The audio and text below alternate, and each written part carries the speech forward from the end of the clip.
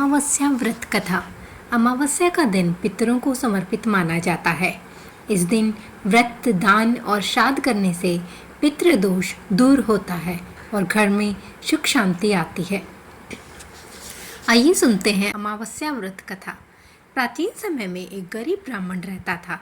वह बहुत ईमानदार था, लेकिन उसके घर में हमेशा गरीबी और परेशानी बनी रहती थी। एक दिन वह दुखी होकर जंगल की ओर चला गया और भगवान से प्रार्थना करने लगा। तभी वहाँ एक संत प्रकट हुए और उन्होंने ब्राह्मण से कहा, तुम हर अमावस्या का व्रत रखो, पितरों का तर्पण करो और जरूरतमंदों को भोजन कराओ।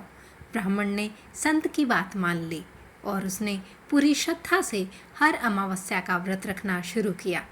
पितरों को जल अर्पित किया और गरीबों को दान दिया। कुछ ही समय में उसके जीवन में बदलाव आने लगा। धीरे धीरे उसकी गरीबी दूर हो गई और घर में सुख समृद्धि आने लगी और परिवार में खुशहाली छा गई। ब्राह्मण ने समझ लिया कि यह सब पितरों के आशीर्वाद और अमावस्या व्रत के कारण हुआ है। उसने जीवन भर इस व्रत को जारी रखा और अंत में उसे मोक्ष की प्राप्ति। अमावस्या व्रत करने का महत्व। अमावस्या पर पितरों को जल देने से उनका आशीर्वाद मिलता है। पितृदोष और नकारात्मक ऊर्जा दूर होती है। घर में सुख शांति और समृद्धि आती है। अमावस्या व्रत विधि। सुबह स्नान करके व्रत का संकल्प लें। भगवान विष्णु और पितरों का स्मरण करें।